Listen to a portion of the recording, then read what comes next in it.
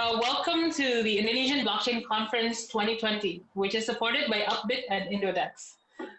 This event is the premier blockchain event for Indonesia, and it is officially hosted by the Indonesian Blockchain Association and all of its ecosystem members.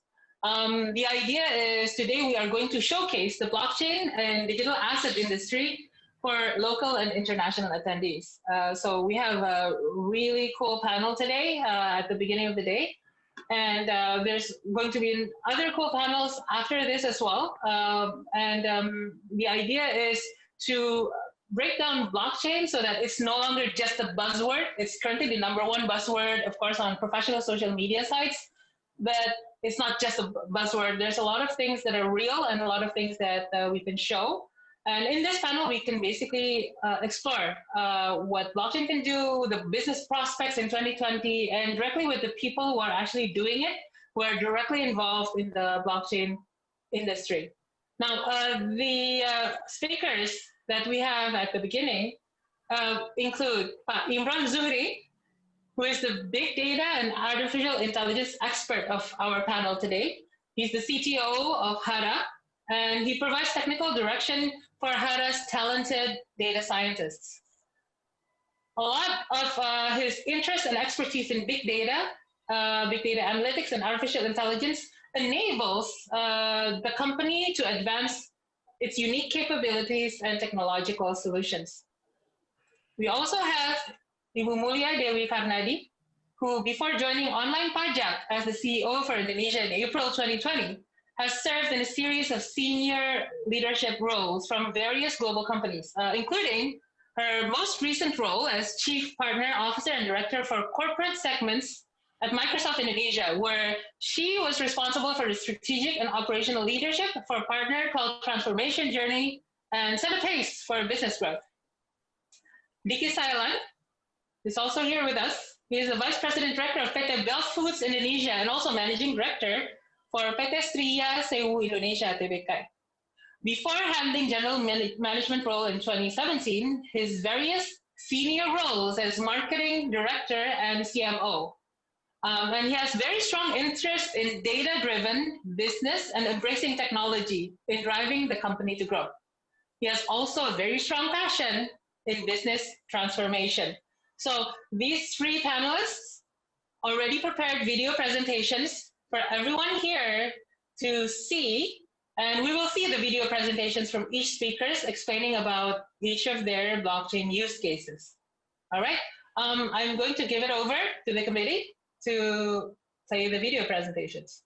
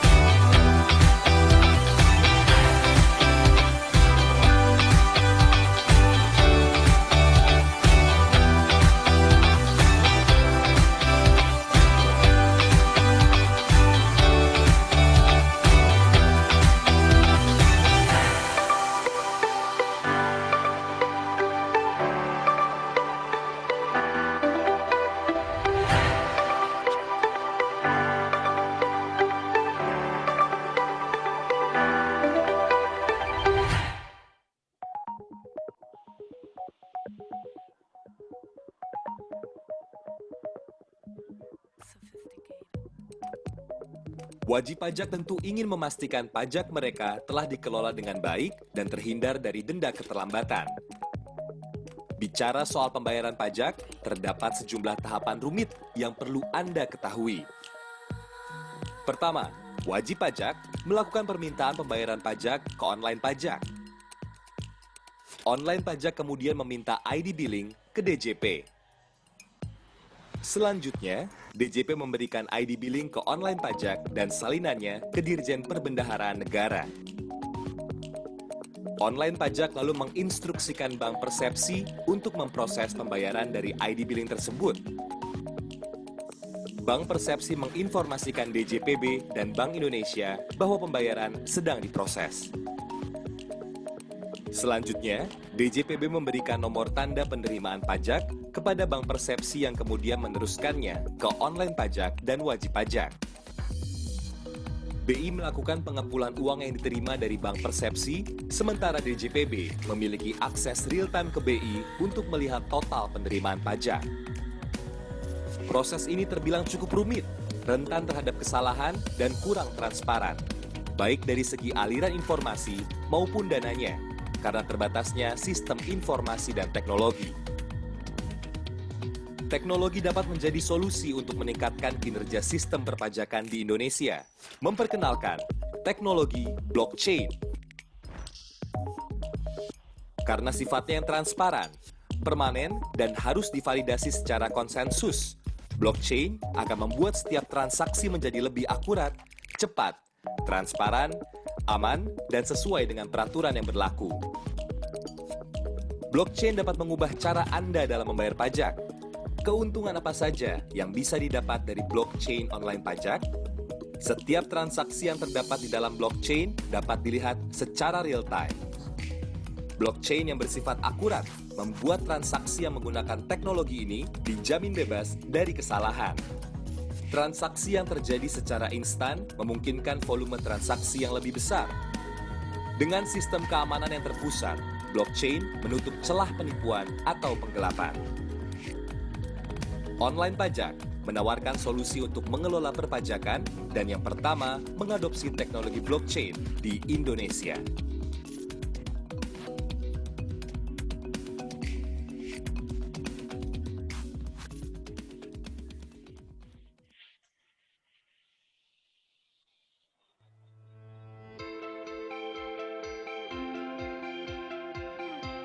Syarat produs halal blockchain. Sebagai negara berkembang dengan jumlah penduduk lebih dari 267 juta orang, Indonesia memiliki keanekaragaman suku, budaya, dan agama yang mayoritas penduduknya memeluk agama Islam. Sehingga jaminan halal sebuah produk menjadi bagian penting dalam proses produksi, sekaligus merupakan nilai tambah berdaya saing tinggi antar pemain usaha melalui proses sertifikasi yang ditinjau secara berkala. Syarat Produs sebagai perusahaan yang sudah tersertifikasi halal dan selalu mengedepankan inovasi, saat ini memiliki sistem halal blockchain. Pengertian blockchain sendiri adalah sistem jaringan pencatatan digital yang tidak dapat diubah, dimodifikasi, atau dihapus. Dan halal blockchain adalah sistem pencatatan proses halal yang dapat diakses oleh semua konsumen syarat produs di mana saja dan kapan saja. Dengan menginput kode QR yang terdapat pada produk dan mengakses website halaltracker.syaratprodus, konsumen dapat mengetahui secara detail setiap proses produksi syarat produs, mulai dari kedatangan ayam hidup, antemortem, penimbangan, pengistirahatan ayam, penggantungan ayam, pemingsanan, penyembelihan halal, penirisan darah, pencucian, pencabutan bulu, proses ayam menjadi karkas, postmortem, pencucian dingin, grading, dan penimbangan. Bahkan, konsumen dapat melihat sertifikat dari personel pemotongan halal. Dengan sistem halal blockchain, konsumen dapat memiliki rasa aman dan nyaman dalam mengkonsumsi produk Sierat Produce, yang tentunya akan meningkatkan penghasilan dan keuntungan bisnis Anda.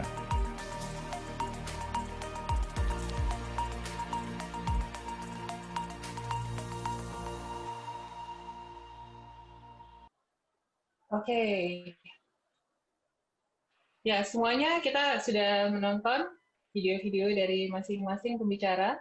Sekali lagi hari ini kita ada Pak Imron Zuri, ada Ibu Mulia Dewi Karnadi, dan Pak Diki Sailan bersama kita. Kita mungkin kalau misalnya jarak jauh seperti ini susah untuk tepuk tangan ya, tapi mungkin kita berikan apresiasi dalam hati dulu untuk semuanya karena sudah memberikan video yang begitu luar biasa dari masing-masing proyek ini. Ya, kita akan mulai langsung ke sesi panelnya, dan untuk sesi panel ini karena memang bentuknya adalah virtual juga, kita akan langsung, saya mulai dari satu pertanyaan yang mungkin ini saya berikan ke semua panelis ya. Pertanyaan ini adalah, I just got a notification that we are actually going to be starting this panel in English. My apologies. So I'm switching over to English. I hope everyone's okay. So the first question would be what impact that a business can get by using blockchain, and how would blockchain be able to do so? So not just the impact, but how would it be able to do so? I'm probably going to be starting with Pak Imran to my virtual left. Go ahead, Pak Imran, can you answer this, please? There's a lot of impact that can be done through blockchain, but I'm just going to talk about the thing that we do because, you know, like you said, blockchain is becoming a buzzword, and a lot of people talking about it, nobody actually seen it. Pretty much like a ghost sometimes. So yeah, so in our case, we use blockchain to connect all these separate financial parties that or all the stakeholders that actually involved within the whole agricultural ecosystem, especially for smallholders. So then we can have a risk profile of the farmers that includes not only on their lending performance, but also on their insurance, and as well as their production and selling transactions. So that is previously is impossible to do, because that means we have to connect all these multiple systems into to each other, which is quite difficult, and also a lot of people are not really comfortable doing it. But by having a single ledger to record all the important information, so we can have a much clearer visibility, so all the stakeholders can actually benefit from it. So so they can have a better business understanding. That's an amazing answer. Can I have a follow-up question, sir? Just one follow-up question. Will it revolutionize your industry? Are you hoping that your industry in particular would be revolutionized by blockchain, or is that overstating it? Yeah, I think it will evolve at this moment. I don't know, but maybe this pandemic situation will accelerate these changes, because like it or not, then a lot of people have to go on board digitally, right? And also because we have less mobility, so there is no way we can go to the field and check everything by ourselves. So this shared information is becoming more and more important, and transparency and visibility. So I think this pandemic situation, even though right now maybe it seems bleak for a lot of people, but actually it might accelerate all these changes. Interesting. All right, so thank you, Pak Imran. I'm going to go over to the second person on my virtual right, who is Ibu Mulia Dewi Karnadi. And the question, I'm just going to repeat the question for your convenience. What is the impact that, well, your business can get by using blockchain, and how does it does so? Go ahead now. All right. Thank you so much, Pandu. And Pak Imran and Pak Diki, really nice to meet you. And of course, all the virtual audience that we have here, right? So I think the benefit of a blockchain is really like a tremendous, if I may, like, because in online pajak, we already implemented the blockchain since a few years back. Yeah. And the benefit that we are feeling is number one, basically is really eliminate all the intermediate kind of processes. And then second, definitely fraud will be like a really eliminate as well. And not to mention increase in terms of efficiencies and the speed. The speed is really like a almost real time kind of a thing though. Yeah.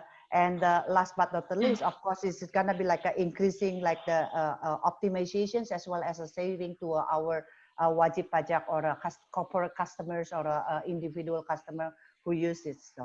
So that's really the impact that everybody feel it throughout the blockchain's kind of implementation in online pajak. Interesting. So Pak Imran mentioned mostly more towards transparency and end-to-end monitoring, and you're also mentioning monitoring and optimization, basically. Yeah. I would like to have a different question, and this is actually related to what Pak Imran mentioned. The pandemic situation has changed the way we do work, and how will it affect online pajak? Yeah, I think it's gonna be like impacting a lot because this COVID-19 kind of a pandemic is not gonna be like over very soon. Lots of analysts are predicting within the 2 to 3 years, and then after the 2 to 3 years, hopefully God forbids, but that's not gonna be like another COVID-20 or whatsoever, right? Yeah, but then this is really like a good time that we maximizing and use all the available kind of a technology for all the humankind, as well as improving our business processes though. And I'm a big believer that in today's context, especially during this kind of situations, right? The blockchain's kind of a usage is gonna be like a further accelerated, and for all the company that already pioneered in this process, I think we might take like a leadership kind of a position and in helping out the people, yeah, to really use this technology. Because can you imagine, like at the end of the day, the things that we usually do in our daily normal, used to be normal days, it has to happen somehow, somewhat. And whether we like it or not, with the smaller kind of a globalization as well, we are connected one to another. For example, in the online pajak kind of a perspective, we are taking care of our customers. We are taking care the report to the authority body. When we said like the authority body is not only like the Dirjen Pajak, Perbendaharaan or a treasury itself, but also to the banks. And banks, when I said like a banks, it involved like a multiple banks, really like a multiple banks. And then the usage is gonna be like gonna be more and more, because can you imagine that the technology can support you like a recap all those reports directly to their ledgers without any further human entry or a kind of manual kind of a processes anymore. So yeah, I'm a big believer that it's gonna be accelerated further. Thank you, Ibu Mulia, for that amazing answer. I would like to ask actually virtual audience to give a big hand in their own homes to our first two speakers. And I'm going to move over to Pak Diki Sailan, who is the Managing Director of PT Stria. And we just saw your video as well, and it was a very interesting video, if I may say. And a lot of us are actually also very curious about the first question that I mentioned. What would be the impact of blockchain is the kind of business that you do, and how will it be able to do so? Okay. Go ahead, Pak. Okay, thank you so much, Pandu, and nice meeting you, Bu Mulia, and as always, Pak Imran. we'll meet again. And again, as always, I think I've been invited to many webinar in terms of blockchain technology, and all the buzz in this industry. And I always started with the disclaimer, because unlike Bu Mulia in pajak that has been using the technology for several years, Actually, we just embarking this technology in only a few months. In fact, we just sealed the deal with one of our customers in implementing the blockchain. So we are very in a very early stage. We are in fact learning in that sense, and therefore I think when I was invited and when I'm invited in this kind of webinar, the intention is always about learning. So I think thanks a lot for inviting. But again, to answer your questions, and again, I will also answer the question in terms of how this technology will revolutionize the industry as well. Yeah. So as we know, when we go into the competition, is always we need to find some kind of differentiation, right? We need to find some kind of competitive advantage, and when because we are dealing with competition which is quite fierce in the market, especially for a commodity like chicken, like chicken is chicken, like how could be different between chicken to the other chicken, like this is chicken and the other is chicken. But again, I think when we learn that there's a lot of things that can be differentiated in this industry. And one of the thing is actually when we go into the opportunity and the market assessment that since we are operating in Indonesia, which is we know we are a predominantly a Muslim country. Halal is a big thing in Indonesia. So, in fact, as we always discuss, people who even not practicing Muslim, when it come to halal, they always become a very particular. Like they don't pray, they're not salat, for instance. But if they are given some kind of pork, for instance, they will not be able to. They will more. I think most probably they will refuse. So halal is a big thing. Now, but when we come to halal, halal is also about quality, right? It's about quality. It's about how the chicken is being processed into a good quality product. And so the range from halal to quality, the other element is actually trust. How could I know that this product is actually really trusted? It's really halal. It's really a good quality. And therefore, when we discuss, and with the help with Pak Imron and the team from Hara, when we discuss, it's actually blockchain will enable us, to build that trust to our consumer and to our customer. Because we are really opening up ourselves in terms of how the chicken is actually coming from the farm. You see the video, like from the farm and up to the chicken is ready to be sent to our customers. The process is really transparent. It's really traceable. Where is it come from? How is it being processed? Is it really being processed in a good manner? So all those things is actually being recorded in. And again, I think the beauty of blockchain is something which is immutable as well. So it's the data is recorded and cannot be changed, right? So therefore, one of the things is as well for us is actually when we embrace into this technology, we are committing ourselves that we are going to be producing a good quality product, which is halal Sharia compliance. But again, I think the whole issue is on the quality, halal, and trust. Now, I think I'm going to answer also the question in terms of how this going to be revolutionize the industry. And I think the question has always been in it. And poultry industry has always been quite traditional, like very traditional, in fact. How can poultry become technology-led industry? But again, I think by bringing the blockchain into this industry, this will eventually, the way I see it, will push other parties as well to become into a big ecosystem. That when we someday the idea and the dream is actually when you guys are the consumers are eating their chicken, they can really believe that they can really trust that this is a good quality halal product. Why?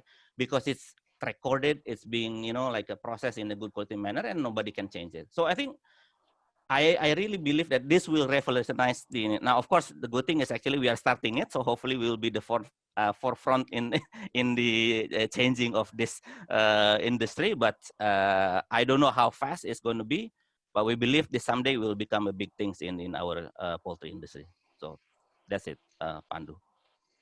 That is an amazing answer, Pa. And I would like to welcome you actually to the blockchain ecosystem Thank you, then. thank you. And I would like to basically just summarize several things. And we started with Pa Imran mentioning that the focus is basically in transparency, end-to-end monitoring, and basically helping out the supply chain and also the financing part. We then continued with Ibu Mulia, who also mentioned about collaboration, especially in these pandemic times, and then monitoring as well. And then we ended up basically with Paniki, which will focus basically on trust and the competitive advantage, which I think is an amazing answer because when we're talking about the trust of it, it's the crux of a lot of blockchain architectures and the way we focus. And thank you for elaborating. There are several questions from the audience. These are actually directed to one of the speakers, but I think these can be asked to all of you. And I would probably begin with Pak Diki first. Okay, sure. So, have you had any problems in implementing blockchain? And can you share your problems? And let's not just talk about the theoretical. Let's also talk about the practical. So I'm going. That's the question. Go ahead, Pak Diki. Yeah, thanks a lot for the question. It's a great question. So I think the biggest hurdle is actually, since again the industry is very traditional, so embracing such a new technology, even for other industry, is a big leap for us. So that's a big. There's a lot of discussion in terms of big investment. How can we really make sure that this investment is actually turned into something meaningful for the business? So that's the big challenge that when we started the journey.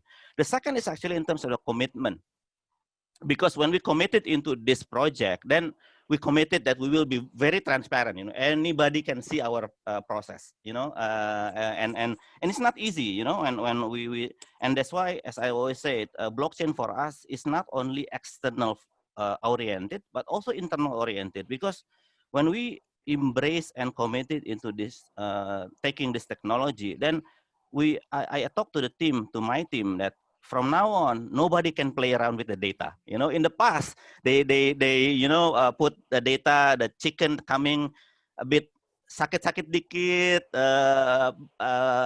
unhealthy a bit, it's okay. They put it and they put it into a process. But now they cannot do it because the minute they do it, then we will know who is actually doing that. It can be traced who is actually committing that fraud. And therefore we are educating the team that by embracing this technology, then we are really committed to a good business and production process, and therefore it's really a transformation in itself in internally, because we really now putting everyone to really put the right data, the right because whenever we put, I said to the team, you never put the data into the blockchain, then you cannot change it. You cannot change. Sorry, I put the wrong data, and you change it someday, for instance, because they will ruin the whole ecosystem. So therefore, the transformation is internal, but going into external is another challenge, because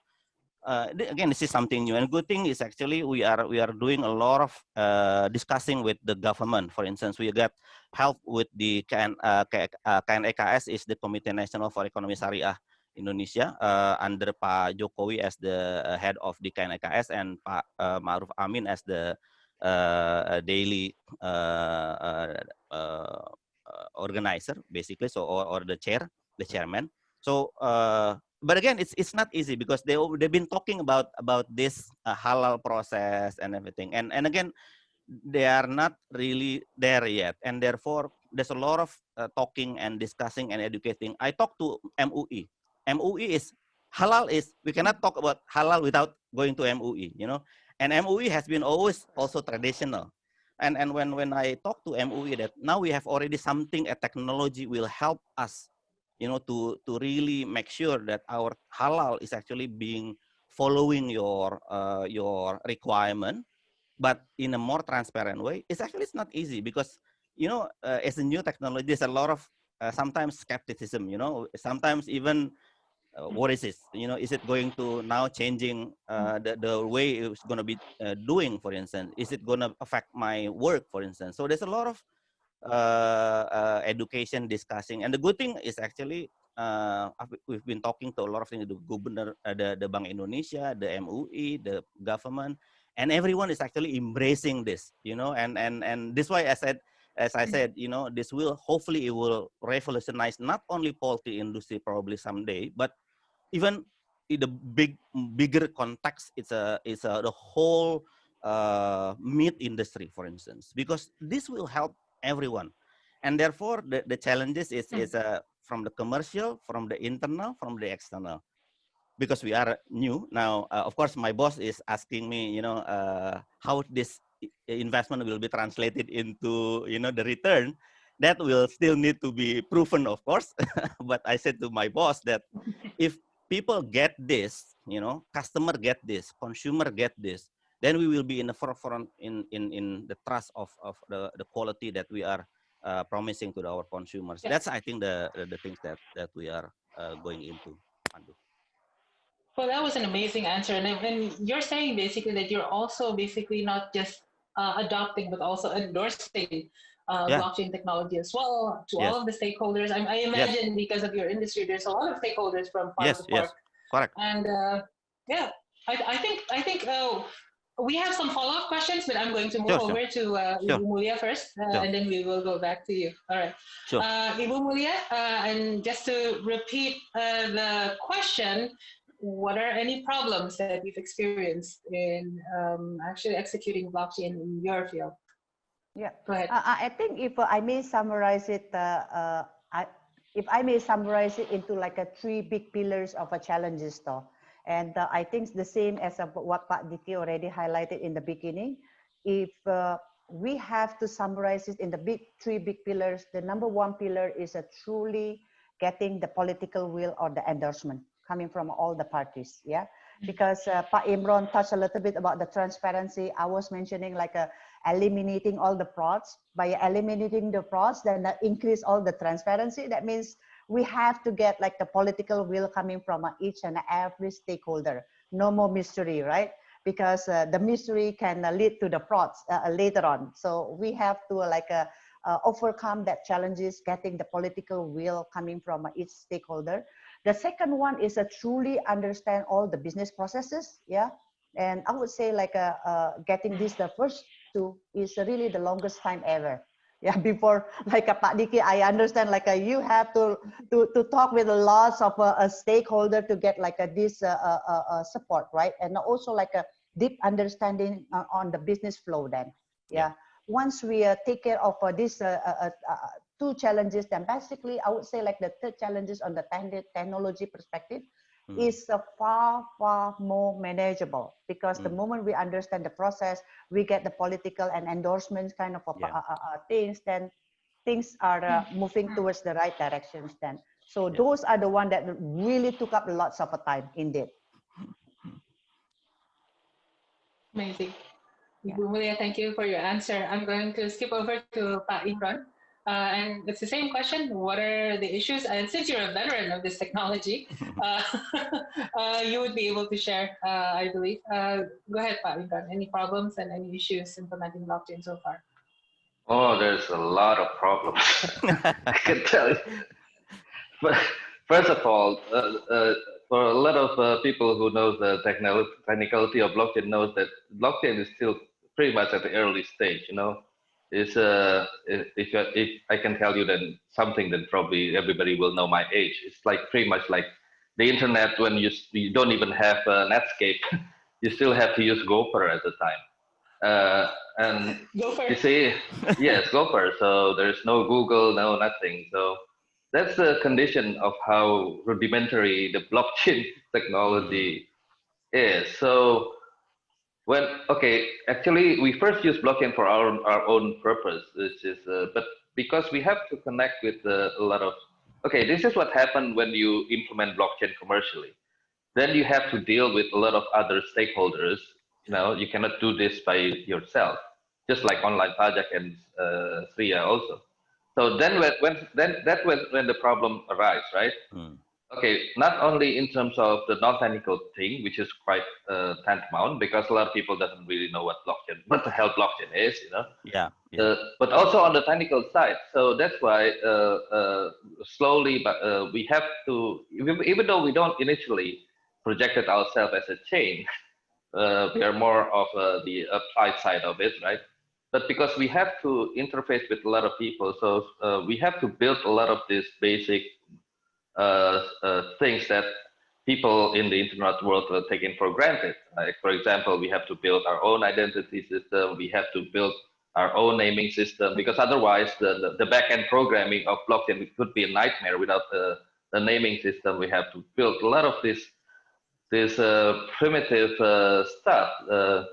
So because the objective is to make more and more people like Sriya, for example, so to adopt this technology without having to be bothered by all these technicalities. So that's a problem by itself. But slowly we build more and more things to make adoption easier. And the second is, of course, in terms of the non-technical thing, which is sometimes can be more difficult. And also, people forget, like, for example, when we help Sriya get into blockchain, it's not like simply like plugging in blockchain into the system. You know, Padiki is very modest. Sriya has to change its business process, because traceability is something easy to say, Yeah. but in practice, that means Sriya has to be able in his business process differentiate every chicken. That is not easy. It took them months to do that, and that means also digitizing the whole manual process. Yeah. And then also, like Padiki said, informing people, hey guys, this time when you put in something, you cannot delete or even adjust to that.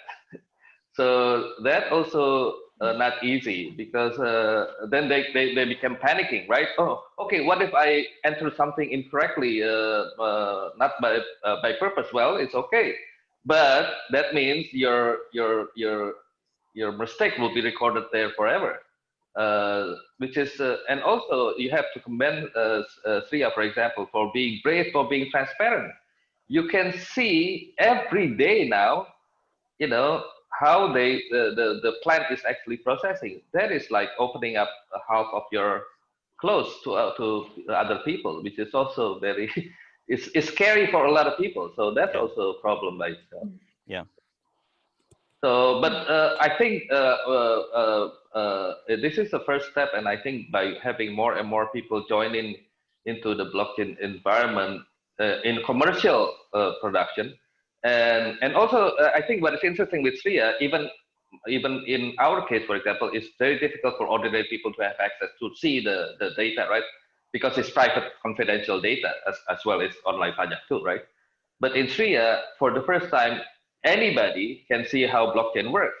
All they have to do is just have a handphone, have a QR code, and they can see even all up to the minute detailed transaction, or who even the one who put in all those data on a daily basis, you know. So then it's maybe lessen the mystery and the surrounding the blockchain. So then people, oh, this is what it means of having a blockchain into the business. Something real that everyone can see, basically. Yep. Yeah, something real. Amazing. So we actually talked about a lot of things in our first several round discussions. We have a lot of questions from the audience as well. And these questions are actually going to dig in deep to each of you. So there will be different questions for each of you. But if you want to answer someone else's question as well, in addition, you may, just let me know. You can raise your hand in Zoom. There's a raise your hand button now, and I'll see, and I'll give it over to you. All right, so I'm going to, the first question is actually for, Pak Imran. So the question is, okay, using blockchain technology means changing the habit. So I'm curious how Hara can work with the farmer in the agriculture industry, because presumably it's hard to get them to learn about the technology. So how would you strategize for that, and how have you done so?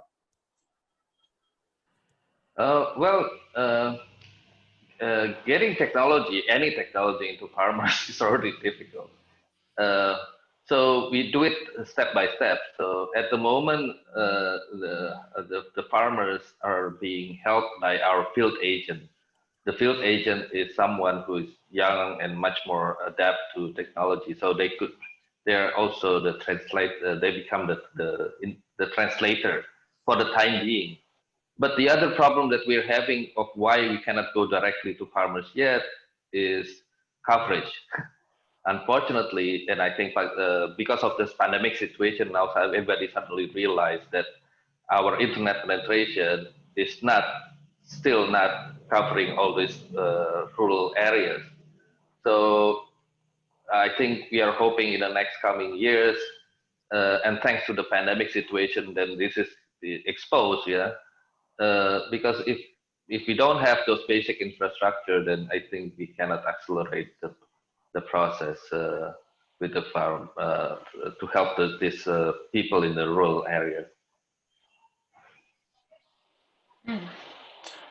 So, are you going to have the farmers do things themselves, or are you still going to be uh, um, focusing on agents? Is that something that you're going to do long term, or will you switch over to basically having the farmers being enabled on the technology in the future?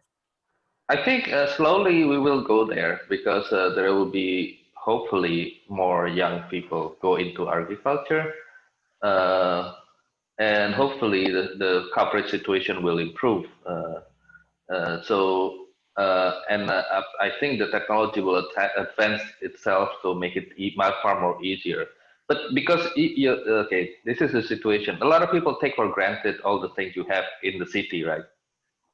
There's still a lot of digital lack of digital infrastructure when you go to rural areas. Even our biggest problem right now in terms of financing is that most of the transaction is still pretty much cash basis. That's a logistical nightmare. Uh, so that's a thing that slowly, as a nation, I think we have to improve.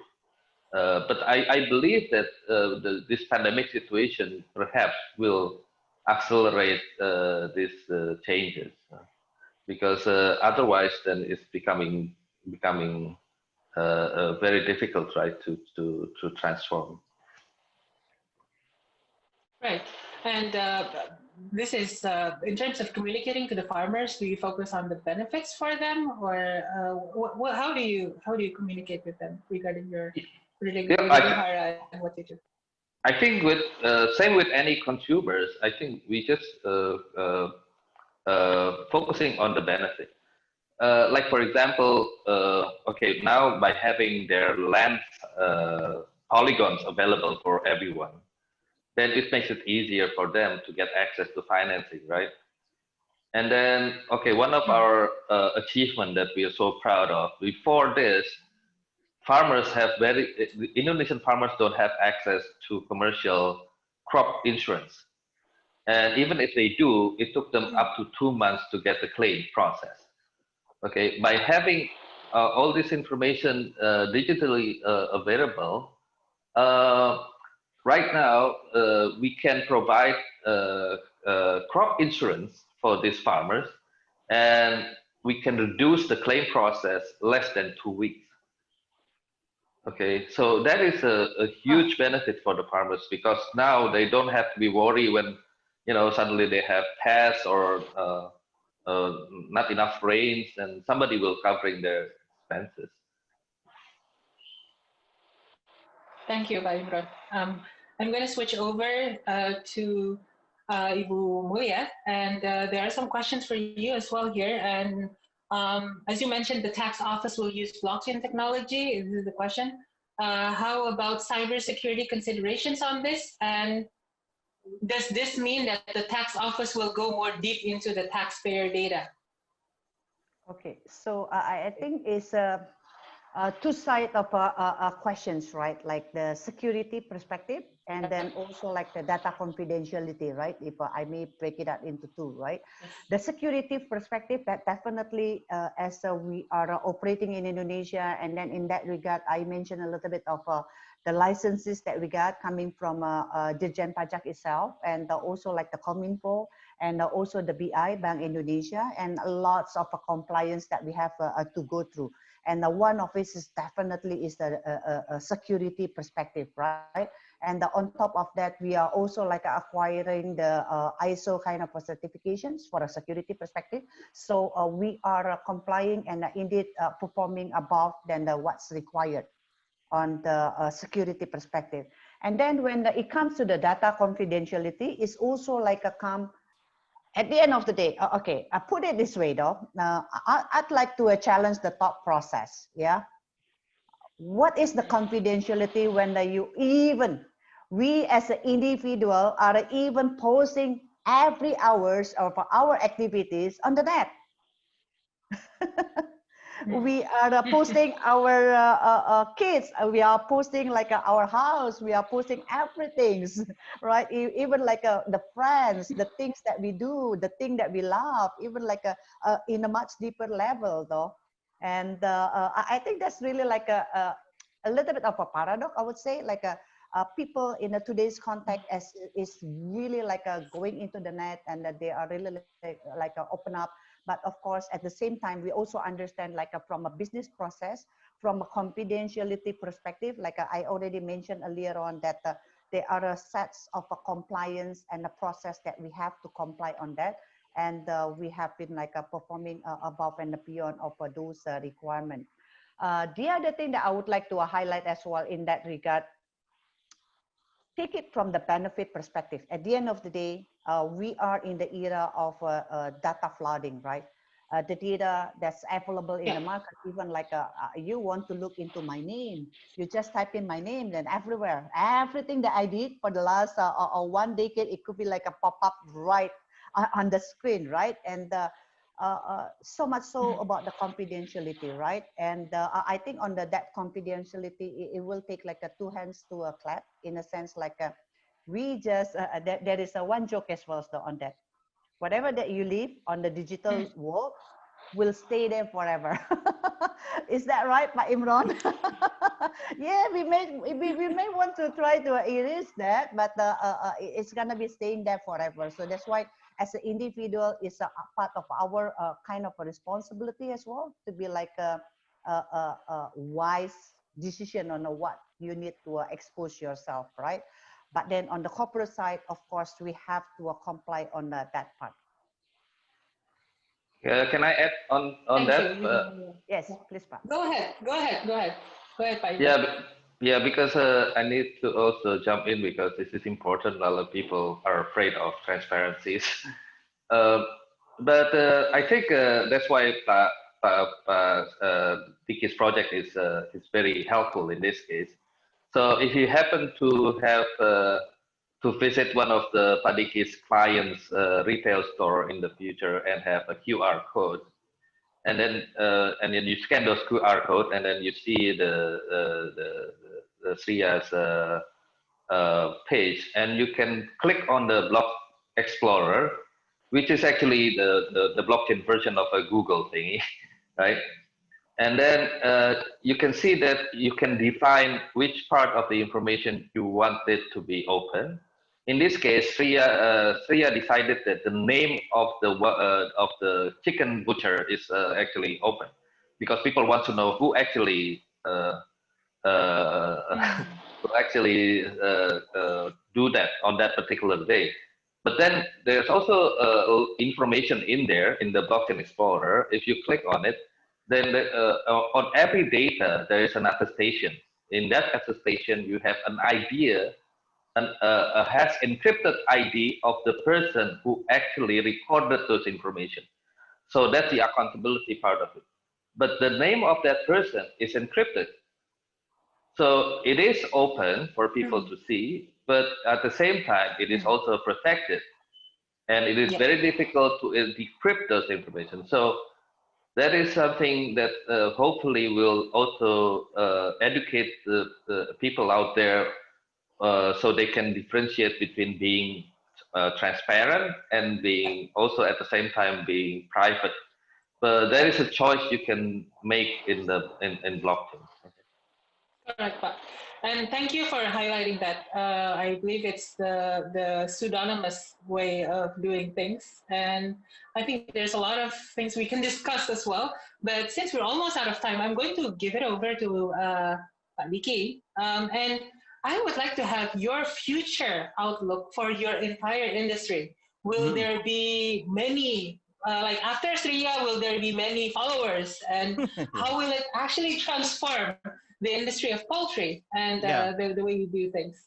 Go ahead, Pak.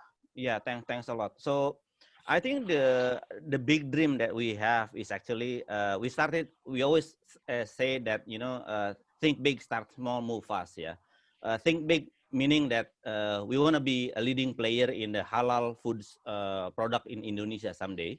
But the big things is actually the bigger things. Okay. Indonesia is the biggest Muslim country in the net importer of foods halal product. So, you know, how can we be the how can we be can hear you. Okay. You froze a bit, but go ahead. How can we be the bigger player in the global context someday?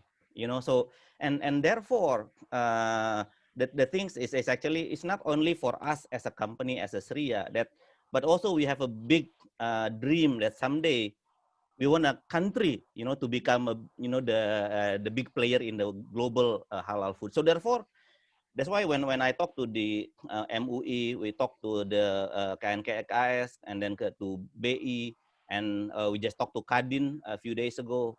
This is something that actually we want to bring everyone, you know, to embrace the technology, to be able to help us, you know, to get into the a bigger competitive advantage of the halal foods industry. And therefore, I am a big believer in that. And then again, think big, start small. I start with our own company and then start with the one customer that we are embracing and asking them to participate, which is McDonald's Indonesia, which is good thing is actually McDonald's is a big reputable company, and therefore when we ask them to participate and they are willing to participate, to me it's a big win. Yeah, but I think the whole thing someday it become hopefully the connecting the dot between us as a manufacturer with the customer, with the market, with the distribution, with the farming, with the all the things, you know, and therefore someday hopefully blockchain will enable us to create some kind of ecosystem in which, you know, everyone can have something that they can easily trace how the product can get into their mouth, for instance, and how they can really trust that the process is actually being done in a good manner, in a clear, transparent manner. And again, I echoing Pak Imran's question, comment that it takes a big commitment, of course, and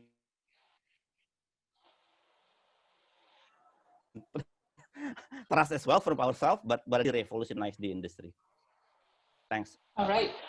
Thank you. I'm afraid we only have 1 minute left, but I would still like to have each of our panelists today, because this is such an interesting panel, to give like a final message. Let's say the message can be anything, should be related to what your business is and how blockchain is helping you, and just a one sentence overview from each of you. I'm going to start with Pak Imran, actually.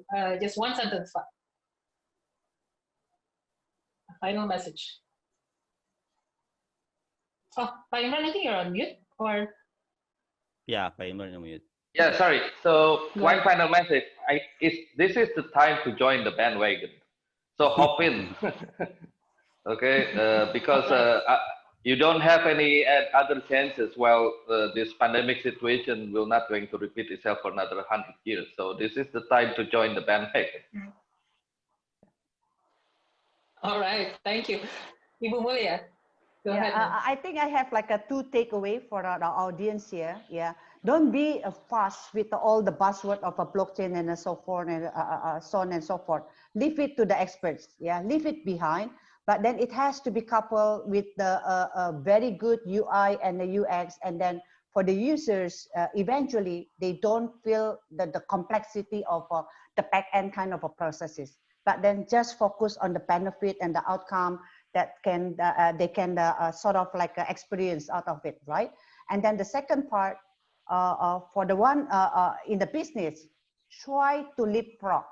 Like today is the time that we are really optimizing the power of a technology for the good deeds, though. Really for the good deeds. I like the comment coming from Pak Diki. When you started off something, actually it will bring goods for everybody. Because if everybody follows suit with you, Pak, of course you are getting the benefit of a first entrance, right? But then it's gonna be like giving the benefit to the whole community. So my takeaway, don't be fast with this buzzword. Make it simple. Emphasize on the outcome, and then the second part, continue with all the innovations to for the good deeds. Thank you. Thank you. Hi, Vicky, go ahead. Okay. Yeah, I think simple for me is one is really learn and understand what it is, because that's important. And then the next process is actually believe in it. And the third process is actually just embrace it. You know, like that's why it's always think big, start small, move fast. That's for me is when we embracing this, it's a new thing, but don't be afraid. Yeah, thanks. Thank you, Pak Diki. And I would like to thank everyone in this outstanding panel. I've learned a lot. There's a lot of insightful information here. We have 200, 300 people watching us today, right at this exact instance, and I'm sure they have had a lot of insights coming from this panel. And again, I would like to thank everyone, Ibu Mulia, Diki, and of course Pak Imran, and we would like to give you a round of applause, even though we're all stuck at home. And I'm going to leave the applause. Thank you, everyone. Thank you. Thank you. Yeah. All right. Thank you. Thank you, Pandu. Thank you. Yeah, thank you, Pak Diki. Thank you, Pak Imran. Nice to be on the same frame with you all. Thank you. Thank you, Pak Diki, again. Thank you again. See you again. So we'll leave, right? Yeah. Okay. Bye-bye. Thank you for thank you, Pandu. attendance, and we will be heading to the next speakers now. Sure. Okay. And I think it would be in the same room. So thank you for that. Well, that has been amazing.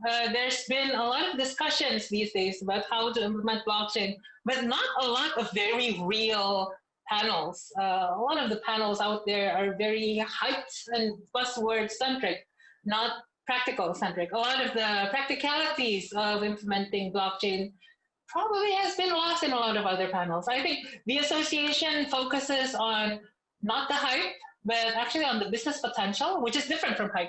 Because when we're talking about business potential, we're also talking about how to practically implement it. We have had a set of new speakers for you out there. I'm hoping you guys can still join us for the next set of panelists. And the next set of panelists will include some very interesting people as well. And these will be focusing more on our international speakers. I think we already have several coming in. Yes, I think, hi, Charles. How are you, Pandu? Thanks for having me. Great to connect here today. Thank you, Charles. And is that Isabel? Hello. Hi, Pandu. Hi, Charles. Hi, everyone. Happy to be here. Great to be seeing you guys. Awesome. Thank you for joining. And Hanwen Chua. Hello, Hanwen. Hello. Hi, Pandu. Can you hear us? Nice to meet everyone. Hi. Yeah, I can hear you. Nice to meet everyone. All right. So the idea here today, we are already live, by the way. I can hear you fine, and the audience can hear you fine as well. There are 200 or 250 people in the audience right now, according to my dashboard right here. So you are all live. I'm going to be introducing you first, and each of you I will introduce with your bios. And after the bios have been read out, we will show the videos.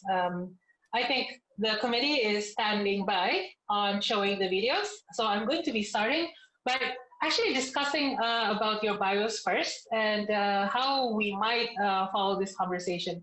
There will also be a set of questions, but those questions will be after the video. All right, sounds good? All right, so if you guys have any questions or if you want to add some things, you can actually just message on Zoom or just raise your hand in Zoom as well. You can also raise your hand physically. I can actually see you. So, all right. I'm going to start by reading out your biographies.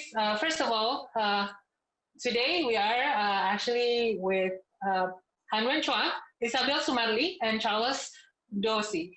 So I hope I pronounced your name correctly.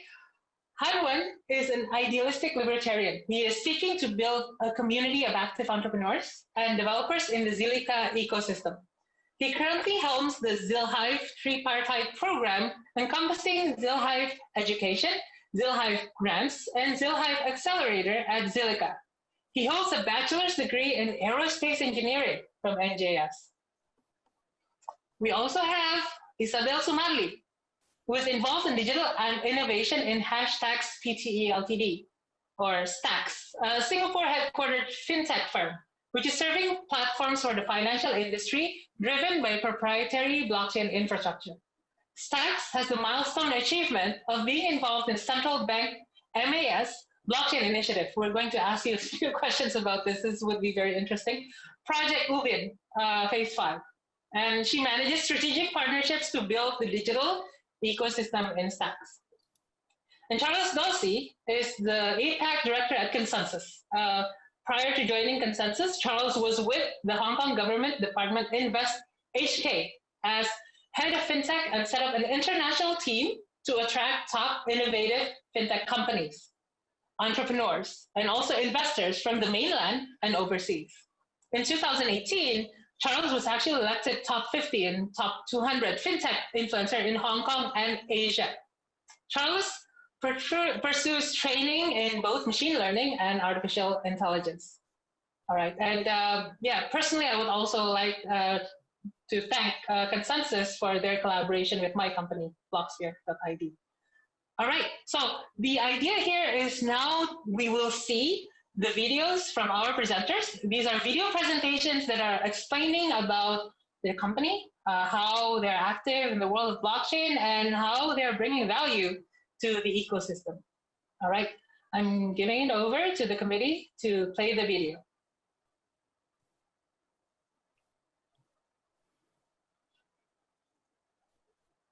Hi everyone, I hope you guys are having a great time at Indonesia Blockchain Conference. I'm Hanwen, the SVP of Ecosystem Development at Zilliqa. So what is Zilliqa? Zilliqa is a high-security, high-performance blockchain platform, and we aimed to create and build an efficient and secure and interoperable smart contract platform that can support the next generation of FI solutions, open finance solutions. And our goal and our target market is within the ASEAN and India market. So how are we going to reach adoption stage? And that is through a three-prong approach. First, we have the open platform that's open source. The blockchain platform itself is free for anyone to develop and also to upgrade. And there's a smart contract platform and language that we've created that complements the blockchain platform. And we also have strategic partners that help to provide the necessary toolings that's required to build on top of these two things. And we have the ecosystem arm, which is called ZilHive, that consists of the education, grants, and accelerator. And we work to try to create a pipeline for the talents to flow throughout the entire route and journey of adoption. And last, we provide technical consulting for anyone who wish to build on top of our platform. So, for example, HG Exchange, which is a security tokens offering platform, and Express, which is a SGD, a Singapore dollar stablecoin. So we work with them to create this kind of products and offer them unprecedented value. So why would you choose Zilliqa? Zilliqa has high security, meaning that it has a high number of nodes and high degree of decentralization, and we also have deterministic finality, which other blockchains do not offer. And of course, the functional language which we have created, Godzilla, enable you to be amenable to formal verification, getting a better guarantee that your conditions will not be violated.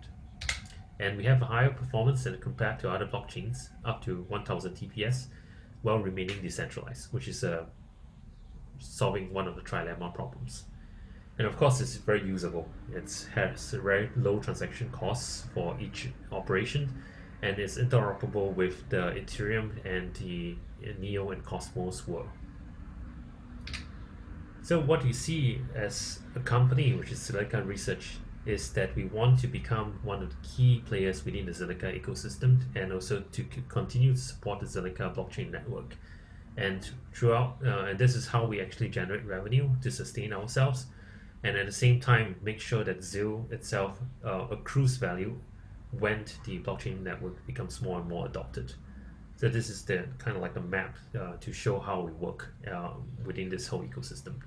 You can think of us like Red Hat model, which is there's an open source software, and there's also at the same time closed source and proprietary software that we build for other players using our consulting services, or we invest in people through ZilHive. This is our team. It consists of Amrit, who is our president, Colin, our chief commercial officer, and many other more who are experienced people who have more than 100 years of experience. So if you want to reach out to us, please feel free to email us at growth@zilliqa.com, and we will reply you promptly. Thanks for listening, and have a great time at Indonesia Blockchain Conference. Hi everyone, apa kabar? My name is Isabel Sumarli, and I'm the Business Development Manager of Stacks. Stacks is actually a Singapore headquartered fintech firm that is providing a complete blockchain infrastructure to financial institutions, and that is, asset managers in the region, national stock exchanges, as well as global banks. In our first year, we have become a technology partner to more than 20 financial institutions, and we've also had the milestone achievement of being inside MAS's Project Ubin Phase 5. So that's actually the Singapore Central Bank's blockchain initiative, and we're really happy to be a part of that. So why are we doing this? Well, since the 1970s, capital markets have largely stayed the same. And to execute a transaction, financial institutions have to go through a complex and fragmented situation whereby there are long settlement cycles from 2 to 14 days, high reconciling costs, failed trades, etc. So we at Stack see ourselves to provide a common infrastructure for financial institutions to be able to trade, clear, settle, and reconcile instantly. And that means to say it's able to bring down the settlement period to same-day settlement, as well as driving down costs by 90%. Take for example our first platform, Trident, is being used by national stock exchanges as well as investment banks, and with smart contract technologies, these parties can handle bonds, equities, funds, securities throughout its lifecycle management, as well as to have instant settlement. So another platform, Mercury, is being used to give asset managers and brokers a common infrastructure to have real-time trade management. And with that, there is a 90% drop in reconciling costs. So our latest product, Nathan, is being used by private banks to serve structured products, and with the smart contract technology, it has shown that it's able to bring cost savings with 68% of man hours. So I'll be happy to share with you more about these benefits, and looking forward to see you. Thank you.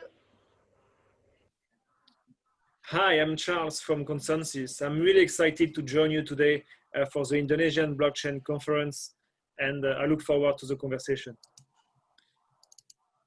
Let me share my screen now. So my name is Charles Diosi. I'm the director of Consensus in Asia Pacific.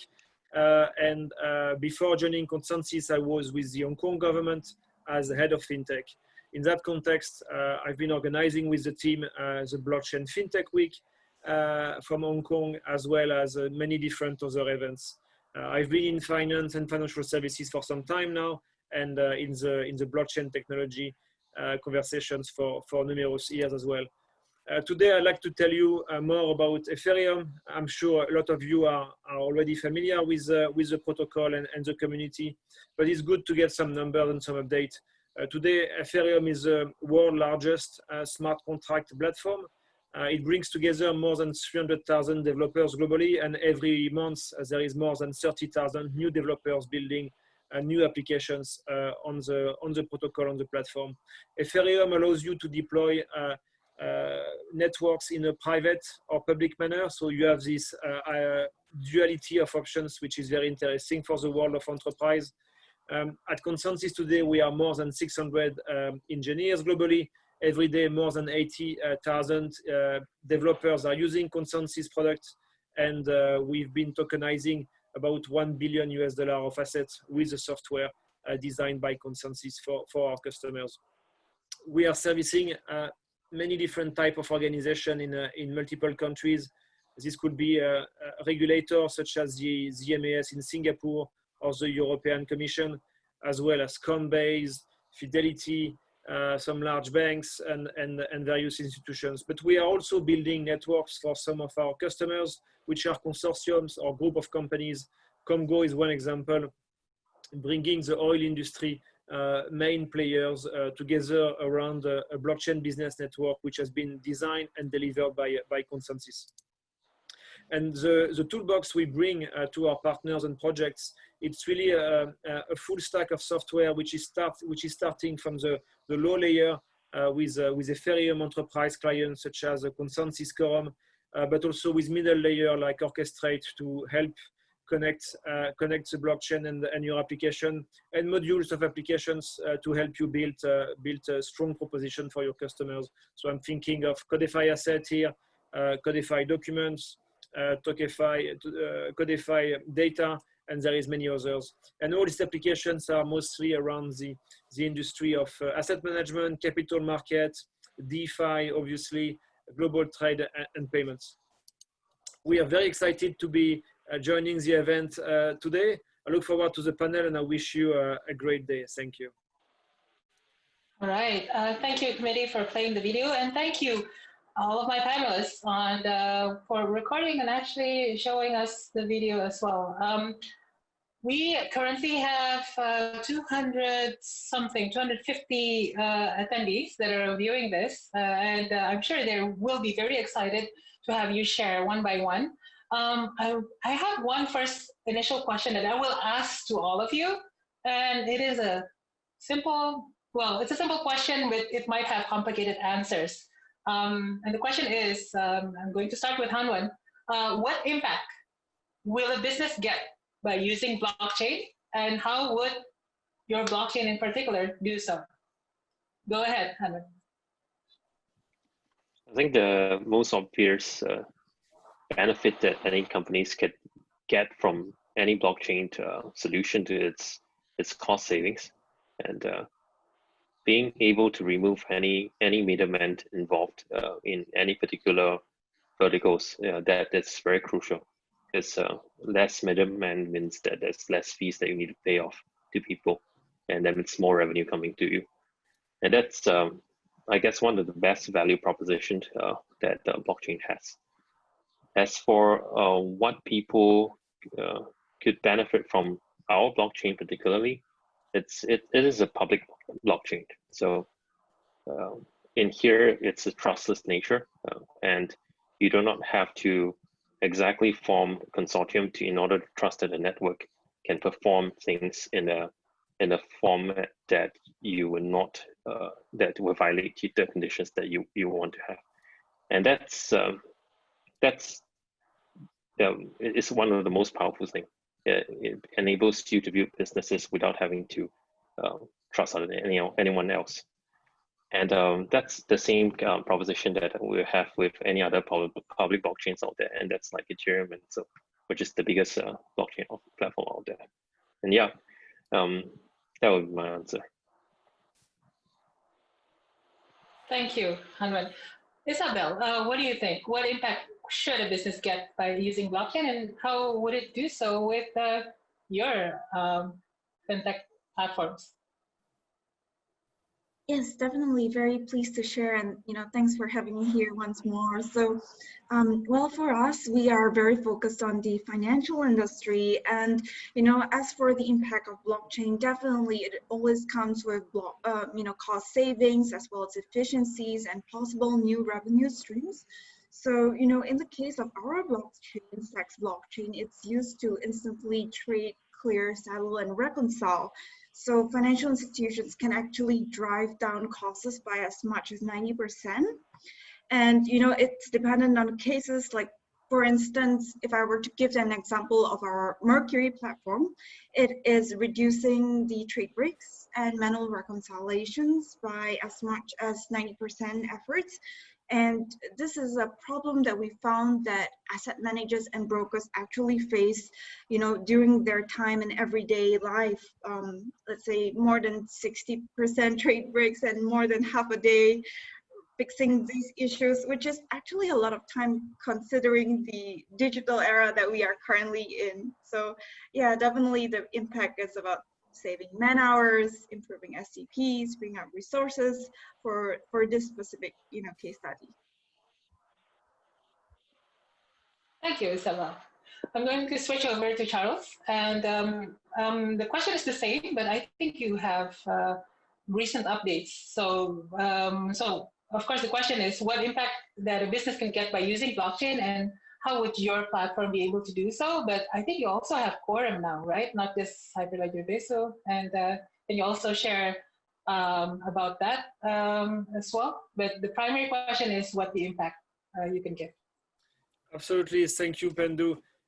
The core proposition of blockchain is really to help with coordination and help companies and individuals to interact with one another more easily. So I think the first value proposition of blockchain platforms in general is to be able to build a stronger cooperative economy, which enables people to transact with one another. Of course, they can reduce costs, but more importantly, they can increase the revenues, reducing the risk within their transactions and increasing the speed of transactions in general. I'm not talking about the TPS here. I don't think the TPS is always as important as one would think. Today, we are doing a lot of business using email, and this is working fine. I think what is important is to have meaningful transactions and looking more at the economic bandwidth of your smart contract and your blockchain business network, rather than purely the speed of the transactions. As you mentioned, Pandu, about 2 weeks ago, Consensus announced a transaction with JP Morgan. JP Morgan is the US largest bank and the world largest, number 7 largest bank in the world. And essentially, this deal comes into 3 folds. So number one, Consensus has acquired Quorum as a technology, the blockchain technology, which is a derivative from Ethereum built by JP Morgan. Number two, JP Morgan has invested in Consensus, so they are now a shareholder of Consensus. They also have a seat at the board.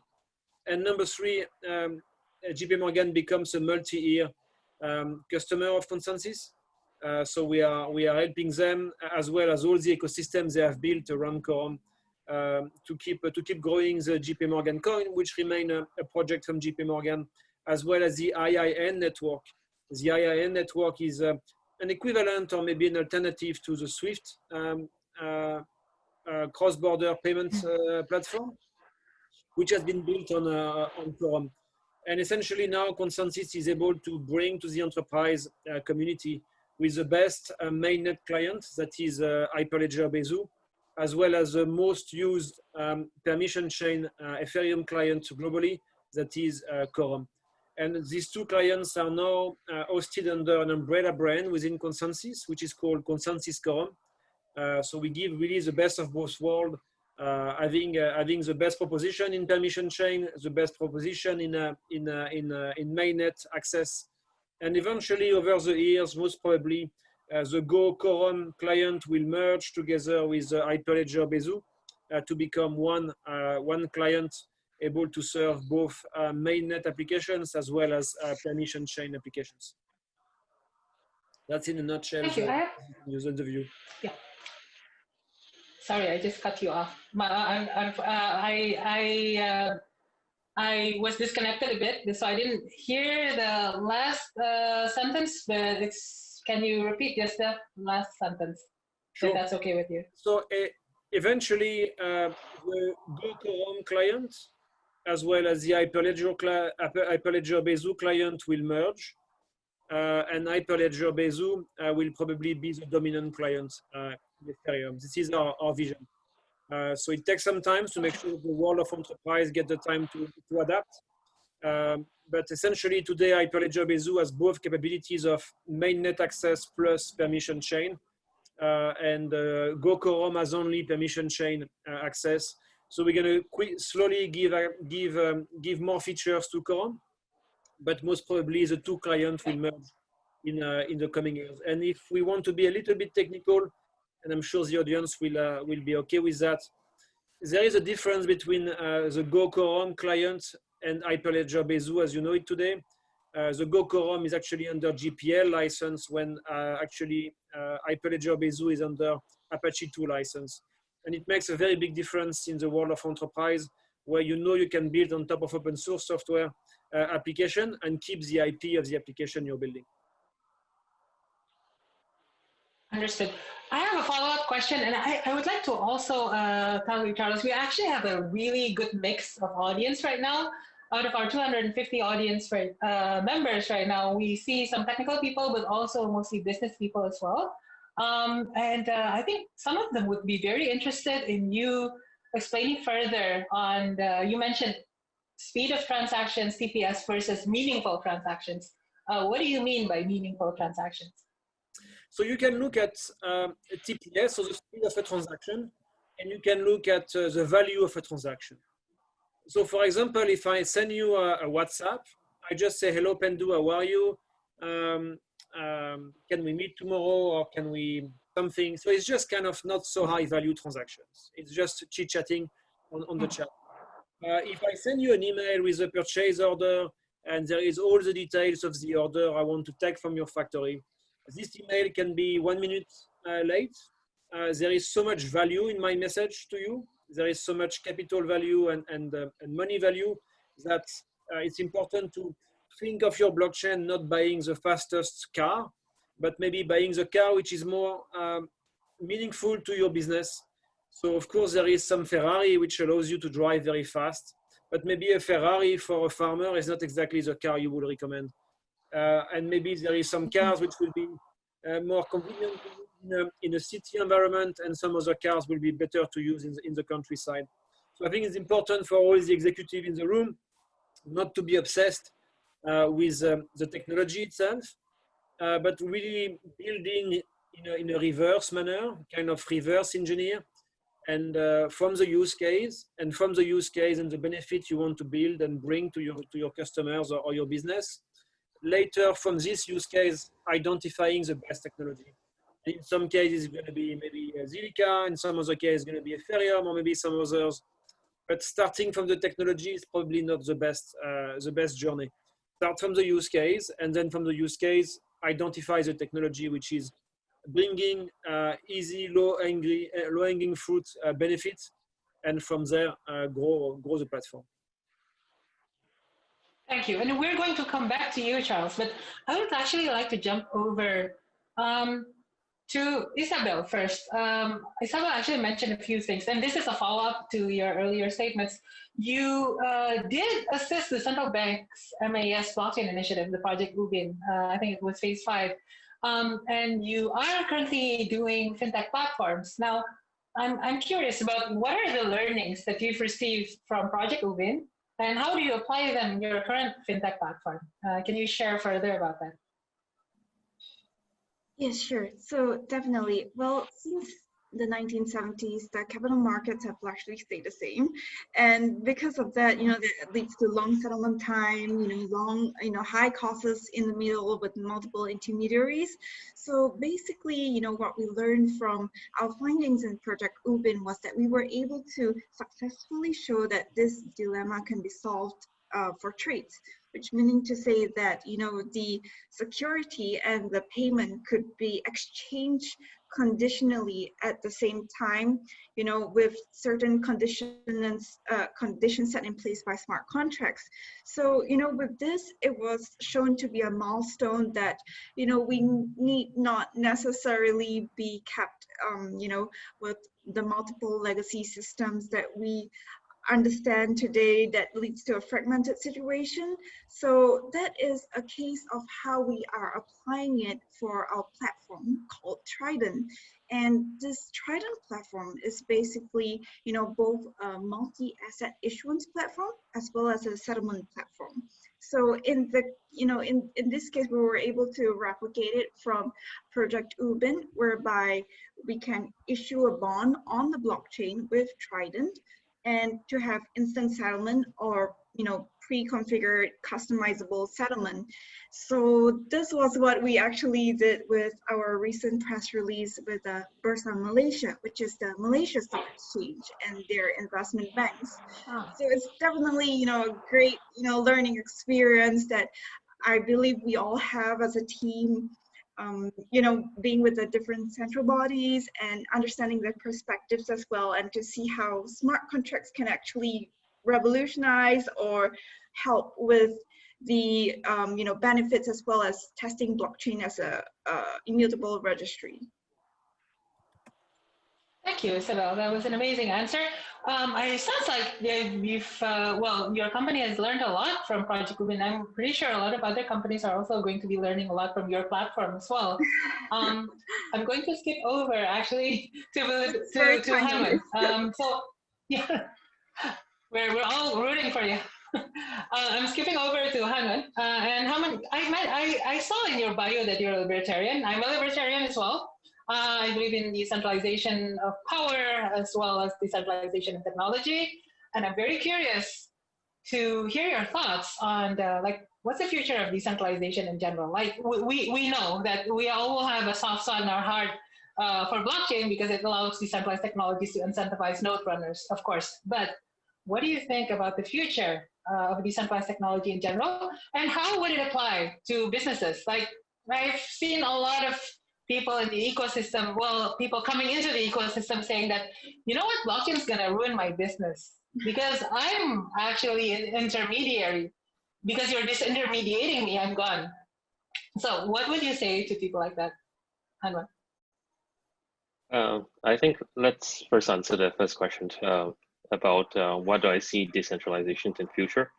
I think it's only going to accelerate as we go along. I know that most of the enterprise projects that has been trying to kind of like bridge the companies over in a sense before they go into the decentralized public chains, and that's and it's more of like a whole phase kind of process when eventually the end goal is really to have your products and your services on a public chain.